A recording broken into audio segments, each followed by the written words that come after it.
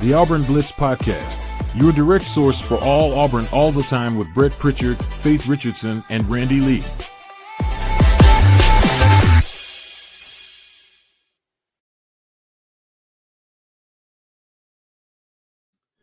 What's up, everybody? Welcome into the Auburn Blitz Podcast here on a Wednesday morning. We are glad that you have joined us wherever and whenever it is that you join us each and every day here on the Auburn Blitz and making Auburn Blitz part of your daily Auburn athletic intake.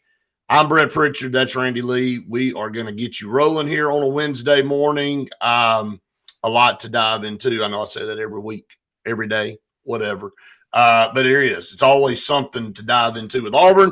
And I've got some things that I'll talk about from practice yesterday, some noticeable differences, some things that we haven't seen before, some things that we obviously have seen before, but heading into this game with Kentucky, I'll give that, get your take on a lot of this from this weekend, as this is the first time you've been on this week, Randy, to kind of give your perspective on what you saw on Saturday and where this team goes from here, and all the different moving pieces in college football right now with all the coaching vacancies already open.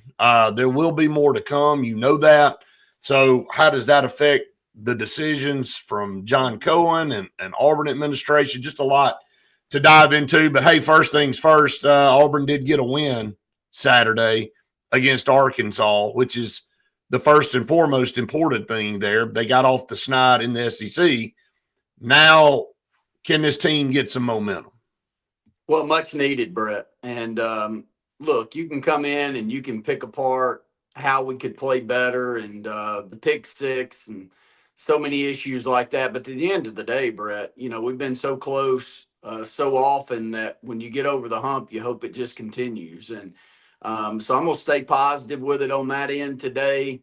The last thing you want to do is get into a bidding war on 3 or 4 coaches that everybody wants. So as an Auburn fan, it would be wonderful to just keep this staff on board and keep moving and progressing and get Hugh Freeze to the level that he's been before. It's not like he's never coached up a good offensive group, and he's got an outstanding defensive unit right now. So everything lines up for him to be able to turn this thing around, Brett. I mean, it starts with a Kentucky team that's very beatable. If I've got to buy into Vandy being some kind of world beater, then I'm living in some alternate universe that I don't understand. They're not.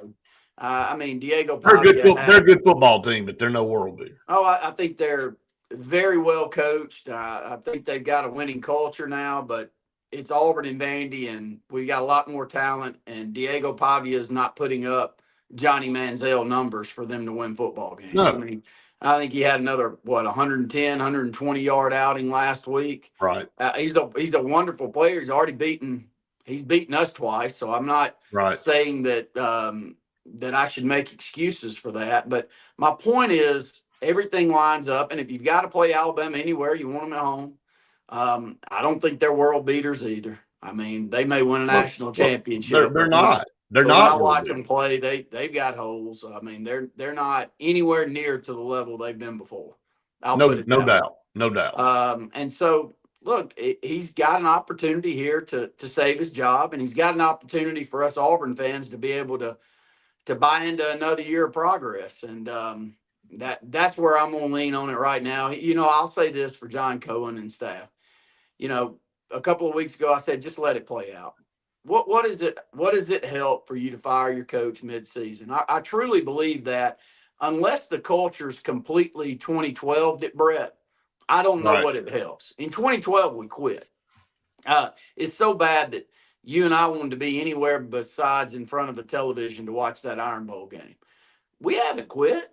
I mean, we're playing hard. We're making mistakes on the offensive side. Defense getting better. I mean, we did it last year. Yep. So let it play out. If we need to get rid of him, it's gonna be very clear here in the next few weeks. But I don't think it benefits us at all to get rid of anybody midseason. Well, I agree, and here's the take on that. Now, you know, if you had lost to Arkansas and it had been ugly, and then like you said, it and it appeared that maybe things had fallen apart, then you go, okay, there's no sense to hang on to this. We got to start making plans to move in another direction. But that's not the case. And, I had a discussion with a couple of guys over the weekend on Sunday and then early Monday. And, the perspective is right. I mean, everybody wants to win. All these programs firing their coach wants to win. And they're just throwing money around like it's just to burn. And it's not. I mean, in this world now with NIL and all the different things, you're tighter now than ever. And, boosters are just tired of getting, all the time being asked for more. And Lord knows Auburn has paid and is continuing to pay guys not to do a job at Auburn. And the last thing you want to do is add another one. And you look at the things from a 30,000-foot view, and you start with the roster, and you got to ask yourself, has this roster improved in the last 3 years? And the answer is yes. And it took a lot of work to get it there. And then you go and you look at 3 years ago, playing Georgia, playing Alabama, playing some of these teams, and the discrepancy of the team on the field versus the team that we have now. Has the gap closed? It absolutely has. Have we been close in 4 games this year in the SEC against top-ranked opponents? We have. Did we win any of them? We didn't. But we are close. And I know we get tired of the coach speak, and we get tired of hearing the same old junk over and over. And Lord knows I've gotten on here and said, I'm tired of hearing that. And it gets so frustrating. But what if you are really close? Like, if we could all see the future, man, we'd be multi-billion, trillion, quintillion-aires, whatever. I just made up a term. But we can't see the future. And sometimes, there's a stat out there about small businesses that most of them die within the first 18 months because it's a grind. And you don't see the light at the end of the tunnel, but maybe you're closer than you think. And those that stick it out and fight through are the ones that are successful, but there's a small amount of them. What if that's where this Auburn program is? Now, time will tell. The rest of the season, like Saturday, will be another test. But what if you are this close? What if you are right there and you're like, well, I'm sick of this. We got to move on, and we got to wad this up and throw it away. Now you've destroyed all that, and now you got to start over again. Like, I'm just playing hypothetical from a positive standpoint. What if you are close? What if Auburn is able to beat Kentucky, which they should, and then go on the road and beat a good Vanderbilt team that has a different feel and look now because of what they've done? But you're the team that's able to go up there and crack the code and beat them at home, and then you come back and play a Mercer team and then an Alabama team, and it just looks different. I mean, it's a fine line, and I'm with you. I don't want to start over again because that's only setting you back even more. And I think at the end of the day, we're all Auburn people. We just want Hugh Freeze to figure it out. Now, if he can't, then that's one thing. But if he can, please, can you do that? Well, a couple of thoughts as you're talking. One, the reason the boosters are willing to throw money like they are at who they feel is the right coach, Brett, is because it's so expensive to not get it right. I mean, it is mind-numbing how expensive it is to not get it So right. stupid. And here's back to a common conversation that you and I've had over the years about what's the market. Nick Saban never really showed the market at Alabama. He never showed their hand. He never had Texas offering $15 million a year 7 or 8 years ago, which he could have, and then went back to Alabama and forced them to give him 20. And would they have done it? You said yes.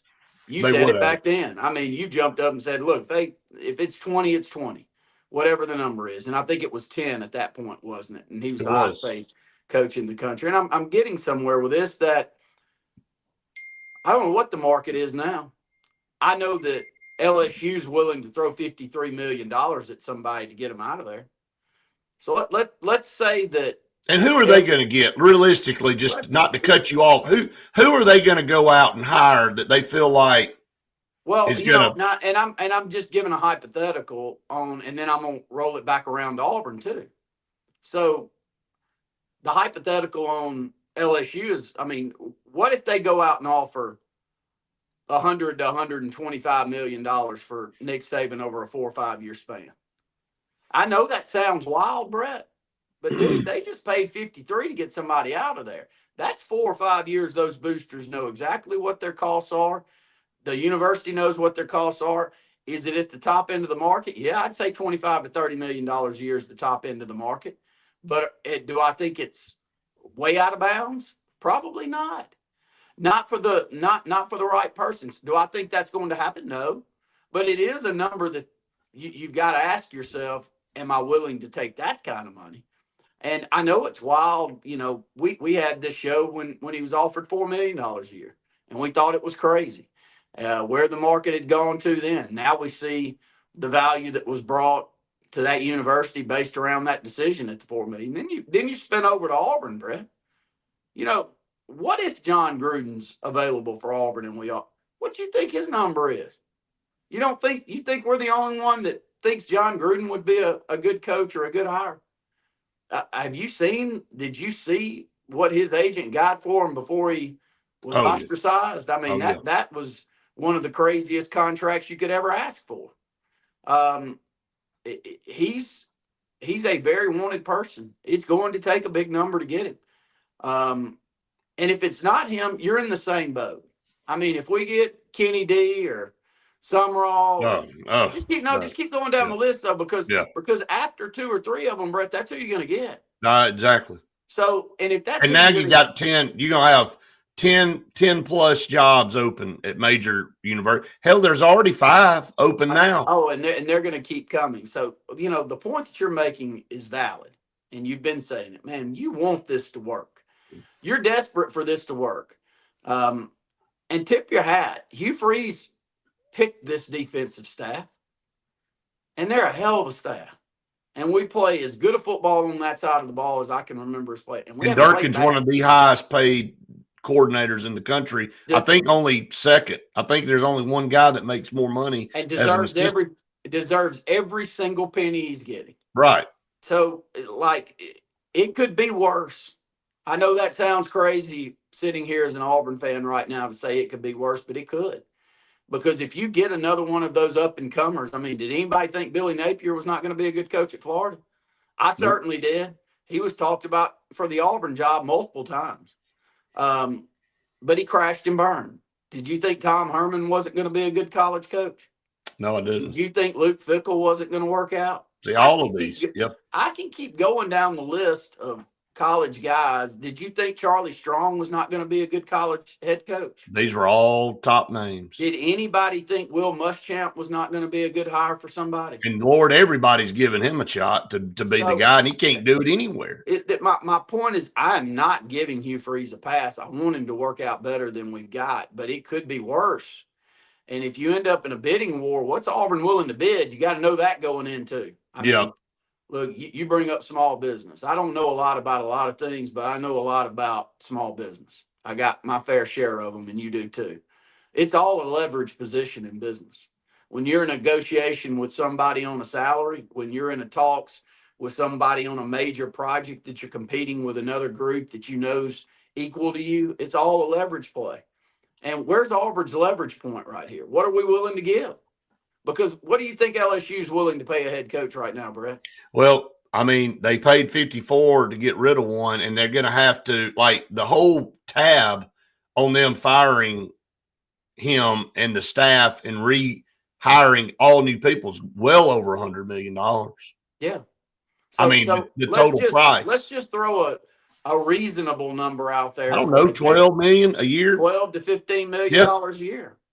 And with a long-term deal that might not work out, because John Gruden, the next time he's a head coach in college, will be the first that I know of. It is the first. Do I think that he's got all the pedigree to do it? Do I love his personality and marketing skills and stuff? Man, that's your favorite coach probably of all time. And I'm right there with you. I love him. I watch a lot of his stuff now. And he does a tremendous job of kind of embracing young up and coming quarterbacks as well as players. I watched this past week. I watched the interview of Phillip Rivers and Gunner, who you just, by the way, were down there with earlier this week. Well, John Gruden went over. Was in the backyard with the turfus field and all the stuff. It was Right. a wonderful interview. And look, Phillip Rivers is going to have a dozen of them coming through. That's going to be big time recruits over the next few years. But my point is, I can buy into that. But is there a chance that it's Bill Belichick? Yes. Yeah, there's a chance for it. Is that, look, I jumped up and down and begged for Dion. Is Dion working out? No, he's not working out at all. Who is working out? That's the question. It's funny how everybody gravitates to the next guy, and you look at Kirk Cignetti. 4 years ago, ain't nobody want Kirk Cignetti. And nobody thought Indiana was going to be worth a darn. They never have been worth a darn in football. And he was so far. Like, if you'd have brought up Kirk Cignetti 4 years ago, people would have gone, who the hell are you talking about? Does that guy coach 7A football in Alabama? Which high school does he coach? And now all of a sudden, he's worked his way through and made Indiana something. And now he's gone and gotten a signature win against Oregon on the road, who everybody thought Dan Lanning was the next coming of all coaches, and showed that he can be beat at home by this Kirk Cignetti guy. Now everybody wants to go hire Kirk Cignetti. And you know what? Kirk Cignetti may not work at the next university. Kirk Cignetti may be the perfect fit for Indiana and not at somewhere else. And that's the thing with Brian Kelly. Everybody just clamored over Brian Kelly, and LSU people from day one went, I know he's won a bunch, but I don't know that he fits down here. And that's Auburn can absolutely associate with that. Brian Harsin, he won a bunch, but I'm not sure he's the right fit for. Like, you have got to not only you can't just look at a guy's record, that you got to look and see, okay, does that guy fit this university? Is he somebody that you can see, being an Auburn guy? I know that sounds crazy, and I know you got to go on resume. You got to have something, but at some point you got to also match up the guy with the university. And I'm just saying, that Kirk Cignetti may go off to somewhere else and win or whatever. He may get the Notre Dame job, or he may get the Penn State job. I'm just saying, if they were to swap around, if Marcus Freeman were to go to Penn State, well, I don't know why he would. I'm just being hypothetical. But if you start moving all these guys around and people start off, what if Brian Day goes NFL? Then Ohio State's job's open. You don't know what's going to happen. But what Indiana has already done is shown the market. They got him in a $14 million deal a year. Right. That's a big number. Would Ohio State be willing to give him 17? I guess my point, what I was saying to start this conversation, is nobody knew the hell Kirk Cignetti was for. They knew where he came from James Madison. And just a few years ago, he was at James Madison. Well, and then he gets this job. Who out there in college football are you just clamoring to get? Well, it's, I think that I saw this tweet maybe 2 weeks ago, but I think 8 of the top 10 teams are coached by coaches that were in Nick Saban's tree. And well, they you can say, well, that, and there's also some in there with Jeremy Pruitt being one of them that haven't worked out. So I'm not saying that that's always the complete answer, but a lot of them have. But that process-oriented approach that he has works, and you can like it or dislike it. And he's taken the Sarks and the Kiffins of the world that I thought were done for and resurrected their career too. So look, and that's another thing, like Sark, you just bring up, man, what's he doing? Like, everybody thought he was just going to be like, he about to go to Texas with all these resources. Man, this team here is not very good either. And they got, Arch Manning. That's all anybody talked about before. I guess the point both of us are trying to make to everybody and to ourselves is, man, change is good sometimes, but change isn't good all the time. And you can't, at the first sign of, okay, I'm disgruntled, I'm mad that we're not having the results we're having, then you just got to scrap it all and throw it away and go try to do this over. You can't just keep starting over. And again, there has been progress there. I talked to Cole Pinkston yesterday and Nathan and Jason, and all three of us were talking about all this, at the complex. And it's like, when you start looking at it, you can't argue that the roster's better and some of the things he said he was going to do by year 3 are in place. Now, again, look, Auburn may have played Texas A&M when the dust settles better than anybody. And I know we played like crap. I was there for it. I saw it. Offensively, it was awful. It was like watching paint dry. But you look up and you got a chance to win the game twice. You had the ball twice. They have obliterated everybody since then, and we had them on the ropes at home. And so, I mean, you are close as a program. And maybe this next part that we're about to talk about with Ashton Daniels, and I want people to just kind of brace themselves with him, because he's not a world beater quarterback either from a stat perspective and what he did at Stanford. I'm going to go over that. But you don't necessarily have to be a world beater quarterback. You just have to be a guy that's willing to not be afraid to make some plays. I know that sounds kind of stupid, but that's the hiccup with Jackson Arnold right now. But before we get into that, I'll let you finish on the coaches.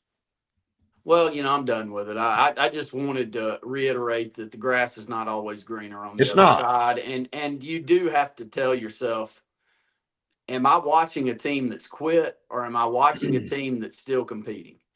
And as long as a coach has not lost a team and they've quit on him, then I think you need to allow that thing to play out. And I'm glad that we made that decision. I think it will be the decision the rest of the year, barring us losing to Kentucky 38-7 or something. I mean, Which look, I don't think there's no I don't way think that's going to happen. But or going over to Vandy and then beating us by 40. I just don't see those things happening. And with that being said, we'll know by the end of the year whether we he's will. lost All his right, let's team talk or about not. some of our partners here, and we're going to get over here. I want to talk about this quarterback situation because what we saw at practice yesterday. Sensa Green, for air that is cool and clean.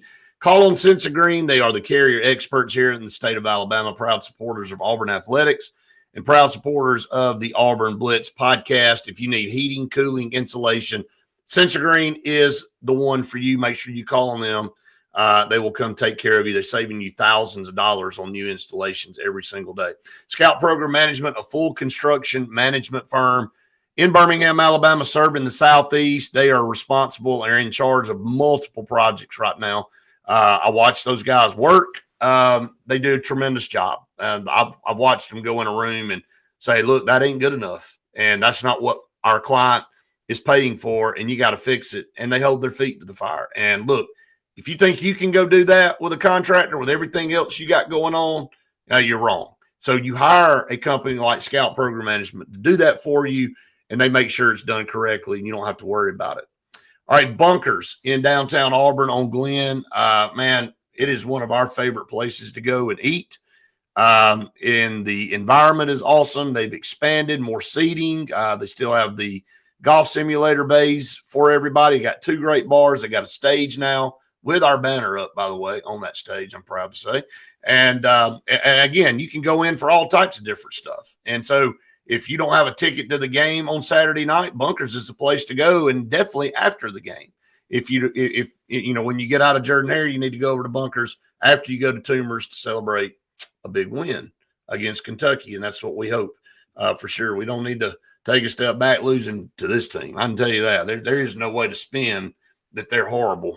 Okay, so and Auburn fans, Lord, deserve something fun to celebrate on a Saturday night in Auburn, Alabama. So, Ashton Daniels, let's talk about Saturday first before we move into what did Ashton Daniels look like before and how did he get to Auburn?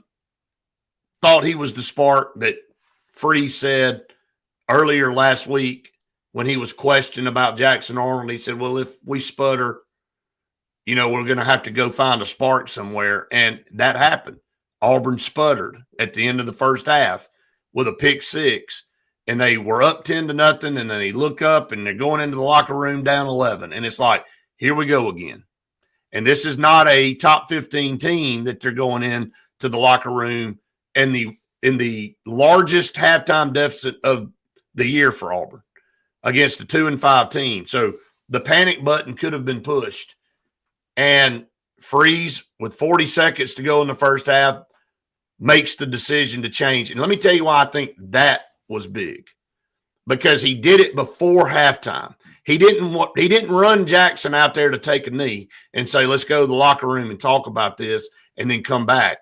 He said, that's it. I got to make a change right here. I got to send a message to the team that I'm trying to do everything to win this game. And I know it was just 40 seconds and you just ran the ball and you went to the locker room. But to me, mentally, I'm going in that locker room now as an Auburn player going, okay, we've made a change. Now let's pick our butt up and let's see if we can do something. And his numbers didn't blow you away, but he did what Auburn needed him to do. And they leaned on Jeremiah Cobb running the football, Randy. And no, we didn't score touchdowns in the red zone. But Alex McPherson, thank God, was on a heater and kicked 6 field goals. And we got points when we got down there. And the defense was opportunistic. So it ended up being a complete team win. And I'm just saying, if Jackson Arnold, and I don't have anything against Jackson Arnold, but if Jackson Arnold would have stayed in that football game, there's no way Auburn wins that game. I'm just telling you. Not because of him, but from the mindset of the team. And, it was just the same thing over and over and over. And I don't think he would have made some of the plays that even Ashton made to give Auburn a chance to move the ball down the field to score points. That's my point. Well, it's the wrong message to a team at a certain point. I mean, the team has to know that a coach has a line in the sand, and when you cross over it, it's like I've got to go in a different direction. It's kind of, I've heard over the years that if you've got multiple quarterbacks, you don't really have one. Right. But it makes it a little easier when you have series and you have possessions and feel for quarterbacks in certain situations to be able to roll them in and out. And then when things go negative like they did, it's not as abrasive as it may have been there with those 40 seconds. But I'm 1,000% in agreement with you. At a certain point, the team that's sitting in that locker room that's, given everything they've got on the defensive side of the ball to pull you a win out when the offense is not helping at all. And we've all been around teams in every sport where when one side of the ball or certain individuals on teams aren't pulling their weight, then it bothers the entire chemistry of the whole team. And that hasn't been the case for Auburn this year. And that's the reason that I'm fighting to say, give Hugh Freeze the time to try to get this thing corrected. But it was a need change. It was a great change. He played well. He looked confident. A lot of times it's the way you carry yourself too. And unfortunately for us the last few years, Hugh Freeze, who before Auburn, and I'm not saying always before Auburn, but when I've watched him play, he always exudes confidence on the offensive side. Like he's got a little of that Lane Kiffin, riverboat gambler type attitude that, I've got something schemed up that I don't care what you're doing. I'm about to hit you with this play and I've got it schemed up and it's coming. And for the last few years, though, you just haven't seen that confidence. And, that kind of spills over on the quarterback. So you'll see, deer in the headlights look out there on the field, which is, I didn't see that in Ashton. Did you? I mean, he looked like he was ready for the moment. And part of that's he's taken so many snaps up to this point, and it's not at a small school, Brett. Now, did they win football games at Stanford? No, but he took a lot of snaps, and he's been in the fire before. Well, he did. 21 games he played in. He has under his belt in basically 2 years, 23 and 24. He played like maybe in one game in 22. But in 23 and 24, I mean, he passed for 2,247 yards in 23 and 1,724. Production wasn't the best. 11 TDs to 8 picks in 23 and 10 TDs to 12 picks in 24. So he throws interceptions. And, but again, he's from Buford, Georgia. He comes back closer to home. And, he was 6 of 8 on Saturday. And that's all Auburn needed him to be. And I know most of that came on one pass to Eric Singleton. I get that. But he had to make the pass. And what you just mentioned is that the ball comes out of his hand like he's not sitting back there debating for 2 hours on what he needs to do. Like he understands the play. He looks at his progressions and he makes the throw. And if it's not there, then he runs. Like you could just see a difference in, like you just said, the confidence. The numbers, don't look at the numbers. Look at his demeanor on the field versus Jackson Arnold. And as you look at that, that permeates everybody else on the offense. And I think people go, hey, man, this guy right here, he ain't afraid to make a play. Like, let's go. Like now I'm going to pick my game up a little bit more. We've kind of been in the mud, but let's get up and start going. And so he's going to have a full game Saturday against a not very good Kentucky team. Okay. So let's see what he can do at home in a little bit more comfortable situation. You got to remember, you ask this guy to come in down 21-10 on the road in nasty weather in the SEC and say, hey, man, I'm sorry, but here, can you go help us? And he comes out there. That's like giving the ball to a reliever, Randy, with bases loaded, no outs, and go, hey, man, go get us. Hey, get us out of this thing, guys, man. I know I believe in you. And that's what he did because he could have come out there and fell on his face. That was not the best position to be put in. But, man, he led Auburn's offense down the field enough to where they could get points, and the defense did what it needed to do, and what it's done all year is it's like, hey, man, I got you back. We're going to come through for you. And that's why it was such a total team effort from the second half because McPherson, he did what he had to do. Defense did what it's been doing all year, and now you got a little bit of a spark with Ashton Daniels, man. Here's the question.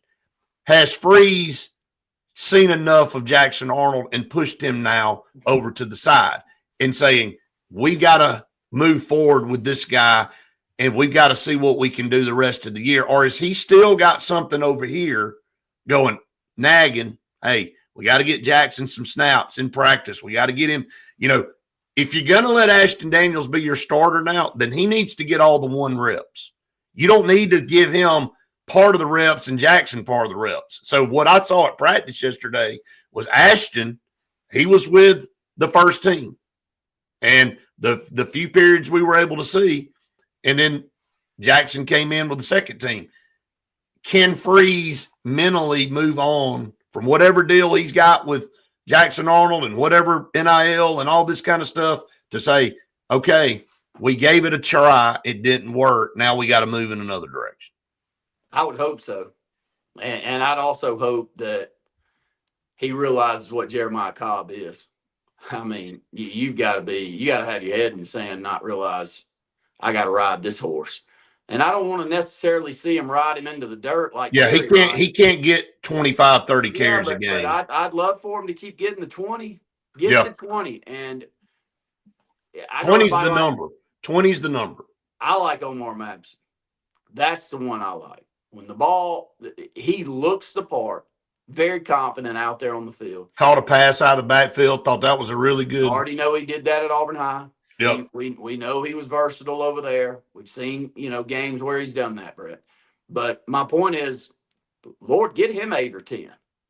What about Darrell Robinson now coming back? Darrell Robinson be great. I mean, if he's worthy of 8 or 10 carries, so be it. But Omar Mapson's worthy of 8 or 10. So instead of 25 to 30 for Jeremiah, let's go 20 to 23 and then 8 or 10 for Omar. And I don't think you'll take a drastic step back, and that's good enough, man. You don't need more than that. It's nice to have some depth, but we get bought into thinking we need 4 of them. No, if we've got 2 that you can comfortably put out there, and they put a good effort forward. Do you watch Omar? What do you think, Brett? I like him. I think he's great. Would you like to see him have a good 5 to 7 more touches? Yeah, I do. I think between the 3 of them, I think Jeremiah definitely needs to have the lion's share. Yes. And it's great that you have 2 guys behind him to allow him not to have to carry it 40 times a game, 30 times a game. You can mix that up. And now with Ashton. Please get to that 30 number with correct. We don't need another 11 carry game with our running backs. Man, we're not built for that. It's not Auburn. And so if you ask, do you hope that he's seen enough of Jackson to move on? Yeah, I hope. But more importantly, I hope he's seen that Auburn football is running downhill and playing physical. And I think we've got a good enough line to be able to do that, Brett. Right. And let these running backs go win you a game like they did on Saturday. And I think that if we would have not gone away from it against Oklahoma, I think if we would have not completely gone away from it against Texas A&M, it would have been a little bit different. And Vandy last year at home, and would have given the football to Jarquez and others last year, that I don't think you'd be in this situation. But it's just stubbornness. It's like Malcolm's got to get his 10 touches, and Perry needs his 10 touches. No, man, like I hope Malcolm gets 10 touches. Nobody hopes it more than you and I do. But if it doesn't work out, it doesn't work out. But we got to win football games, and everybody will be happy as long as you're doing that. So back to your quota comment a couple of weeks ago, I just think that's the most important conversation to have right now.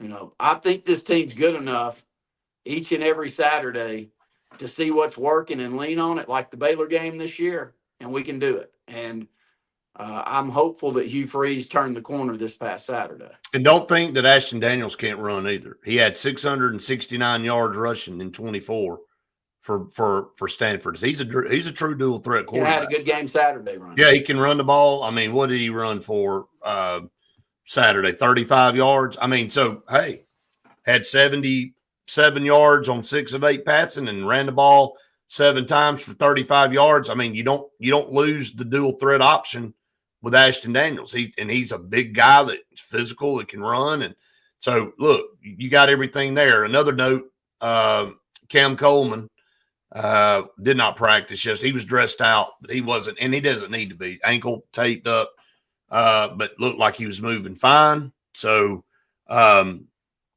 know how much he'll even participate in practices. We don't need to at this point. You already know what he can do.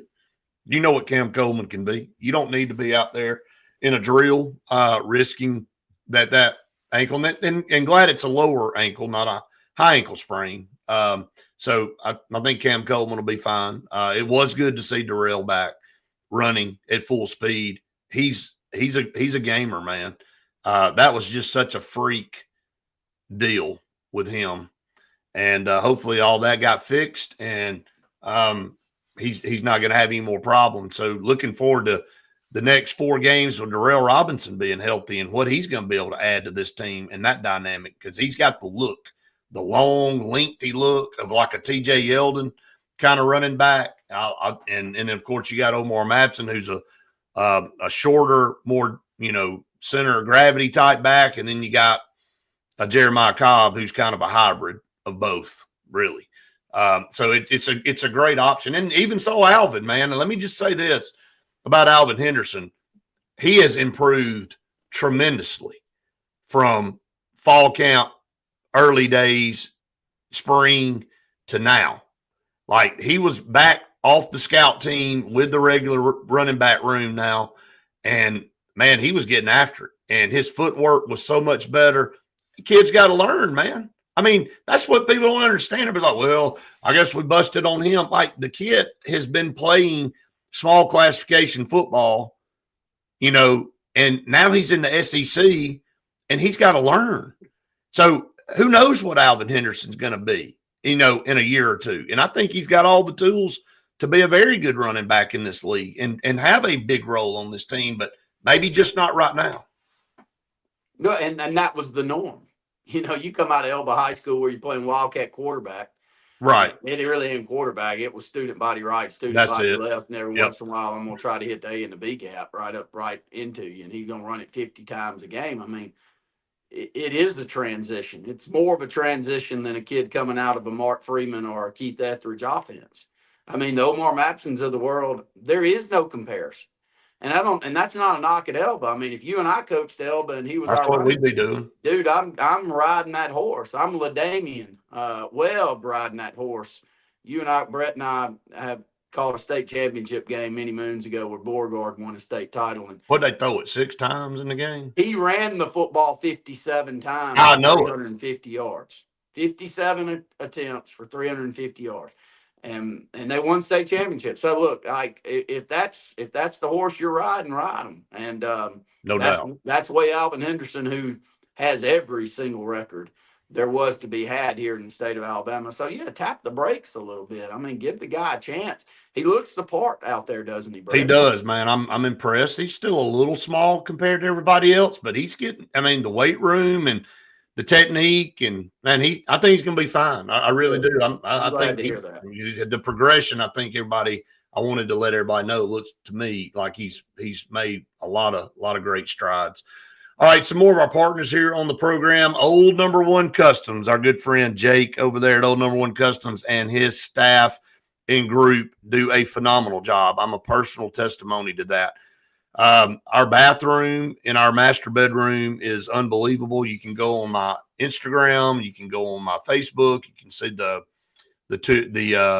video, and it's awesome. 334-752-6162. They can come reshape whatever space in your house or outdoor living space into your dream. Let them do it. Call on Old Number One Customs and their sister company, JFA Blue Plumbing, who also came in and handled all the plumbing. So if you have plumbing work, if you need something done, or if you'd like the Home Atlas water filter duo system installed into your house, you need to call JFA Blue Plumbing for purified water, $1,599 out the door, and you got purified drinking water coming out of all of your faucets in your house, and you need to do that. Health is important. So call on JFA Blue Plumbing, 844-JFA Blue. Oliver Ross, Mark Gilliland runs a top-notch bartending service. And, man, they are so busy right now in Auburn and all over the place. Troy, Jacksonville, with fraternity, sorority parties. They've got weddings going on. They're serving at all of these places. They serve conventions up to 20,000 people, private parties that have 20 people. So if you need bartending service and you want licensed, trained bartenders, and you don't want to hire me and Randy to come spill all the junk all over the floor, call on Oliver Ross. That's who you need to do. And everybody will walk out going, man, that guy, man, that was one of the best parties I've ever been to. It's because you made the decision to hire Oliver Ross. You wouldn't spill it. Nah, I probably wouldn't spill it. But no, you drink it. Yes. I don't want to waste stuff, man. All right.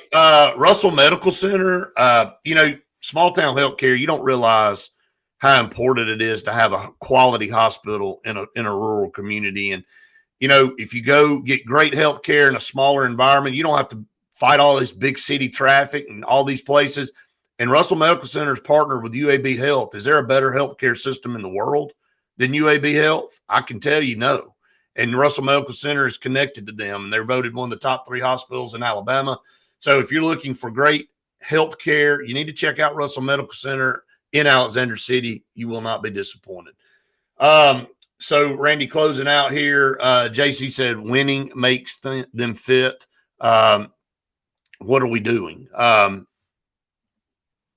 don't know. I'm not sure exactly, JC, what you're referring to on that. So, but you can elaborate there. I think to close it out this morning, that let's see if Auburn can move forward with Ashton Daniels as the quarterback. We'll see more at practice. We'll have another opportunity to see Coach Freeze on Thursday after practice, and we'll see if we're able to catch up with him and see what he thinks and see what practices look like up into that point. And then get ready for Kentucky to come into Jordan-Hare Stadium, and Auburn's a 10.5-point favorite, and they should be. This is not a good Kentucky team. They are dead last in plays per game at 58 or 59.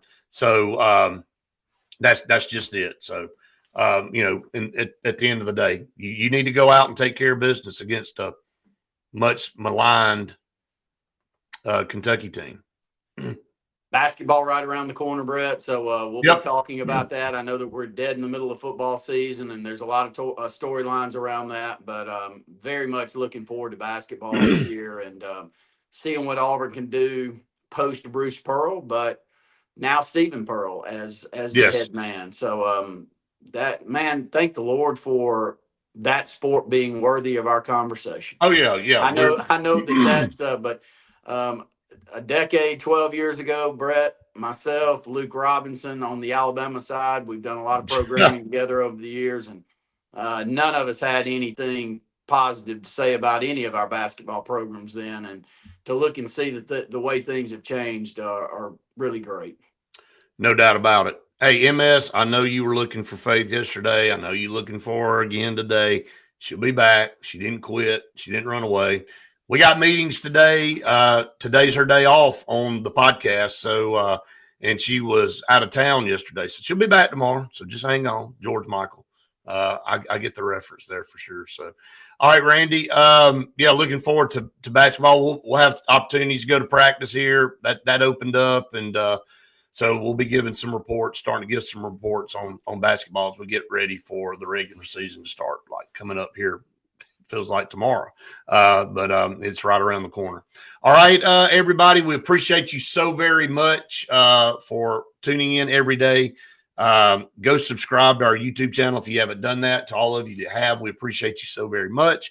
Make sure you hit the like button out there. A lot of you are doing that now, and it's helping us out tremendously. Go out there and hit the like button on all of our stuff. And again, we appreciate you all very, very much. MS, appreciate you. Thank you so much. Thanks to all of you out there. Hope all of you have the best day ever, and we will see you tomorrow for more of the Auburn